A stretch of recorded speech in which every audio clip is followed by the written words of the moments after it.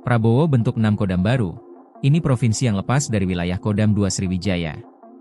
Presiden Prabowo Subianto meresmikan 6 komando daerah militer, Kodam, baru dalam upacara gelar pasukan operasional dan kehormatan militer di Batu Jajar, Bandung Barat, Minggu, 10 Agustus 2025. Pembentukan Kodam baru ini sekaligus mengubah peta komando teritorial TNI AD di sejumlah wilayah, termasuk mengecilkan wilayah Kodam 2 Sriwijaya.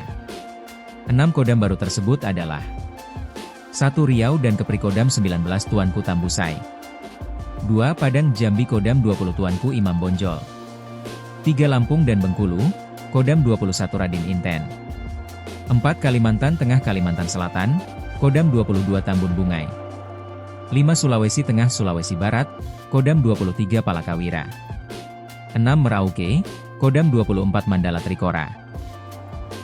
Perubahan struktur ini membuat Kodam 2 Sriwijaya kehilangan 3 provinsi yang selama ini berada di bawah wilayahnya, yakni Jambi yang kini masuk Kodam 20 Tuanku Imam Bonjol, serta Lampung dan Bengkulu yang dialihkan ke Kodam 21 Raden Inten.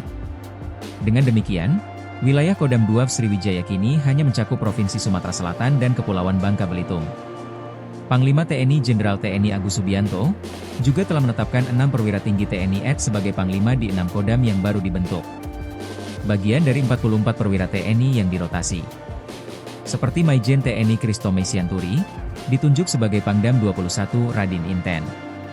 Christomay sebelumnya menjabat Kapuspen TNI Kodam 21 Raden Inten memiliki jalur transportasi vital seperti Pelabuhan Bakauheni, sebagai penghubung utama Pulau Sumatera dan Jawa. Lalu, Maijen TNI Arif Gajah Mada diamanahkan sebagai Pangdam 20 Tuanku Imam Bonjol, yang membawahi Provinsi Jambi dan Sumatera Barat.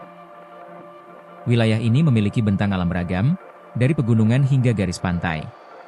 Pangdam baru lainnya, Maijen TNI Laki Avianto yang dipercaya menjadi Pangdam 24 Mandala Trikora. Berpusat di Merauke, Provinsi Papua Selatan, wilayah yang berbatasan langsung dengan Papua Nugini. Maijen TNI Agus Hadi Waluyo, sebagai Pangdam 19 Tuanku Tambusai, membawahi Provinsi Riau dan Kepulauan Riau. Wilayah ini memiliki tantangan pengamanan perbatasan laut, pencegahan penyelundupan, dan menjaga stabilitas kawasan pesisir. Maijen Zainul Arifin, menjabat sebagai Pangdam 21 Tambun Bungai, membawahi Provinsi Kalimantan Tengah dan Kalimantan Selatan. Wilayah yang kaya sumber daya alam, dan menjadi pintu masuk menuju ibu kota Nusantara. Pangdam 23 Palakawira, dipercayakan kepada Maijen TNI Jonathan Binsar Parluhutan Sianipar, yang sebelumnya menjabat Asisten Latihan Kepala Staf Angkatan Darat. Kepala Dinas Penerangan TNI Angkatan Darat Brigadir Jenderal Wahyu Yudayana mengatakan urgensi penambahan sejumlah komando teritorial itu agar TNI bisa lebih responsif dalam mengatasi isu-isu lokal di daerah. Baik dalam menghadapi ancaman militer maupun non-militer seperti terorisme, separatisme, hingga bencana alam, kata dia saat dihubungi. Di samping itu, penambahan 6 Kodam baru ini cakupan wilayah tugas yang luas.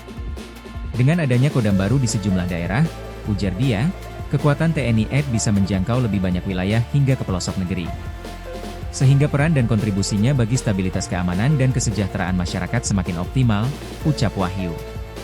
Pembentukan 6 Kodam baru mendapat tanggapan positif dari para pejabat daerah. Wakil Ketua DPRD Sumsel, Nopianto menegaskan mendukung sepenuhnya kebijakan dan langkah-langkah yang diambil Presiden dalam rangka memekarkan wilayah Kodam. Itu sudah pasti dalam proses perhitungan dan kajian yang dilakukan. Pada prinsipnya kita sangat mendukung langkah ini karena ini bagian dalam upaya TNI untuk memperkuat pertahanan di daerah, katanya, Senin, 11 Agustus 2025. Meskipun 3 provinsi dipastikan lepas dari wilayah Kodam 2 Sriwijaya, namun Nopianto meyakini jika keberadaan Kodam baru dapat lebih meningkatkan rasa aman dan mendorong sinergi lintas daerah.